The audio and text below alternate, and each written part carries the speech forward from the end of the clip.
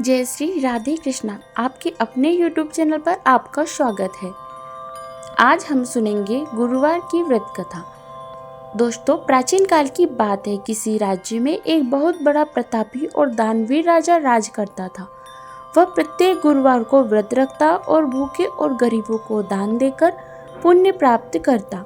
लेकिन यह बात उसकी रानी को अच्छी नहीं लगती। वह ना तो दान देती ना ही व्रत करती और राजा को भी ऐसा करने से मना करती थी। एक बार राजा शिकार खेलने के लिए वन में चले गए। महल में रानी और दासी थी। उसी समय बृहस्पति देव साधु का रूप धारण करके राजा के दरवाजे पर भिक्षा मांगने आए। साधु ने जब रानी से भिक्षा मांगी तो रानी ने कहा कि हे साधु महाराज, मैं इस दान पुण्य से तंग आ गई हूँ। आप कोई ऐसा उपाय बताएं जिससे कि सारा धन नष्ट हो जाए और मैं आराम से रह सकूं। साधु के रूप में बृहस्पति देव ने कहा कि देवी, तुम तो बहुत ही विचित्र हो। संतान और धन से कभी कोई दुखी होता है। अगर अधिक धन है तो इसे शुभ कार्यों में लगाओ। कुंवारी कन्याओं का विवाह कराओ। विद्यालय में बाग बगीचे का निर्माण कराओ। ऐसा करने से तुम्हारे दोनों लोग सुधर जाएंगे। परंतु साधु की इन बातों से रानी को खुशी नहीं हुई।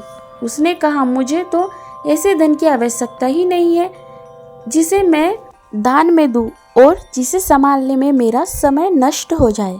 तभी साधु ने कहा, यदि तुम्हारी ऐसी इच्छा है तो जैसा मैं कहता हूँ वैसा ही करना।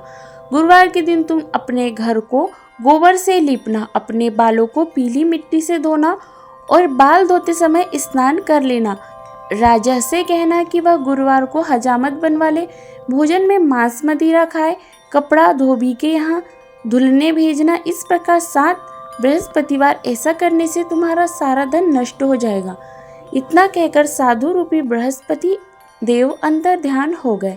साधु के कहे अनुसार बातों को पूरा करते हुए रानी को केवल 3 ही बृहस्पतिवार बीते थे कि राजा की सारी धन संपत्ति नष्ट हो गई और भोजन के लिए भी राजा रानी का परिवार तरसने लगा। तब एक दिन राजा ने रानी से कहा कि रानी, तुम यहीं रहो, मैं दूसरे देश को जाता हूँ, क्योंकि यहाँ पर सभी लोग मुझे जानते हैं, इसलिए मैं कोई छोटा मोटा काम नहीं कर सकता। ऐसा कहकर राजा परदेश चला गया। वहाँ रहे जंगल में लकड़ी काट कर लाता और शहर में बेचता। इस तरह वह अपना जीवन बिताने लगा। इधर राजा के परदेश जाते ही रानी और दासी दुखी रहने लगे। एक बार जब रानी और दासी को 7 दिन तक बिना भोजन के रहना पड़ा तो रानी ने अपनी दासी से कहा कि दासी, पास के नगर में मेरी बहन रहती है, वह बहुत धनवान है। तू उसके पास जा और कुछ ले आ ताकि थोड़ा बहुत गुजर बसर हो जाए। दासी रानी की बहन के पास चली गई। दोस्तों, उस दिन गुरुवार का दिन था और रानी की बहन उस समय बृहस्पतिवार की व्रत कथा सुन रही थी। दासी ने रानी की बहन को अपनी रानी का संदेश दिया, लेकिन रानी की बड़ी बहन ने उसे कोई उत्तर नहीं दिया। जब दासी को रानी की बहन से कोई उत्तर नहीं मिला तो वह बहुत दुखी हुई और उसे बहुत क्रोध आया। दासी ने वापस आकर रानी को सारी बात बता दी। यह सुनकर रानी ने अपने भाग्य को बहुत कोसा, लेकिन उधर रानी की बहन ने सोचा कि मेरी बहन की दासी आई थी परंतु मैंने उसे नहीं बोला, और यह जानकर वह बहुत दुखी हुई। कथा समाप्त करके वह अपनी बहन के घर आई और उससे कहा, बहन, मैं बृहस्पतिवार का व्रत कर रही थी। तुम्हारी दासी मेरे घर आई थी, परंतु जब तक कथा होती है तब तक ना तो उठते हैं ना ही बोलते हैं, इसलिए मैं कुछ नहीं बोली। अब तुम बताओ दासी, ये क्यों आई थी? रानी ने कहा, बहन, मैं तुमसे क्या छुपाऊं, हमारे घर में खाने को अनाज तक नहीं है। ऐसा कहते कहते रानी की आंखें भर आई। उसने दासी समेत पिछले 7 दिनों तक भूखे रहने की अपनी बात बताई। रानी की बहन ने यह सब जानकर कहा कि देखो बहन, भगवान बृहस्पति देव सबकी मनोकामना पूर्ण करते हैं। देखो, शायद तुम्हारे घर में अनाज रखा हो।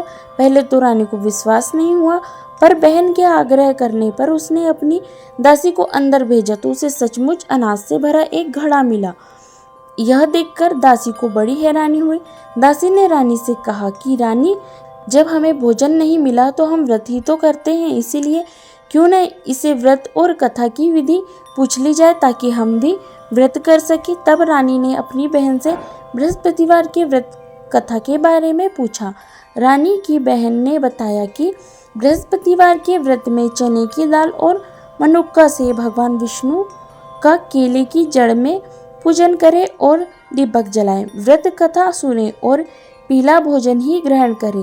इससे बृहस्पति देव प्रसन्न होते हैं। उन्हें व्रत और पूजन की विधि बताकर रानी की बहन अपने घर लौट आई। 7 दिन के बाद जब गुरुवार आया तो रानी और दासी ने व्रत रखा।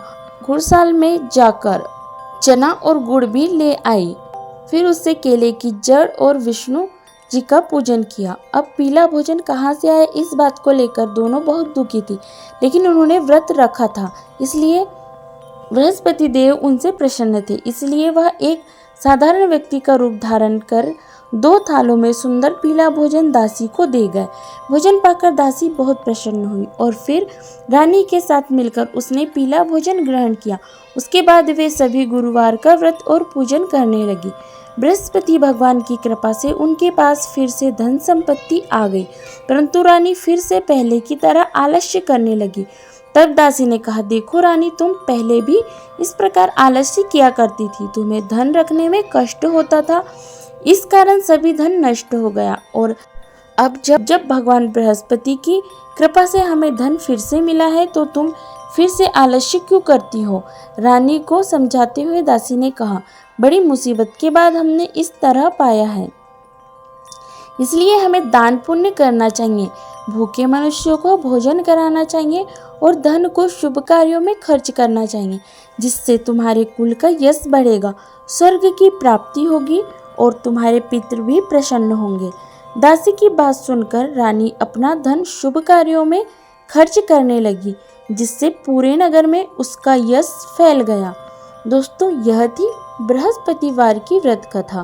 बृहस्पतिवार व्रत कथा के बाद श्रद्धा के साथ आरती करनी चाहिए, जिसके बाद प्रसाद बांटकर उसे ग्रहण करना चाहिए। यदि यह जानकारी आपको पसंद आई तो वीडियो को लाइक कीजिएगा, शेयर कीजिएगा और चैनल पर पहली बार आए हैं तो चैनल को सब्सक्राइब कीजिएगा और बेल आइकन को भी प्रेस कीजिएगा ताकि ऐसे ही वीडियो आपको मिलते रहे। धन्यवाद। जय श्री राधे कृष्णा।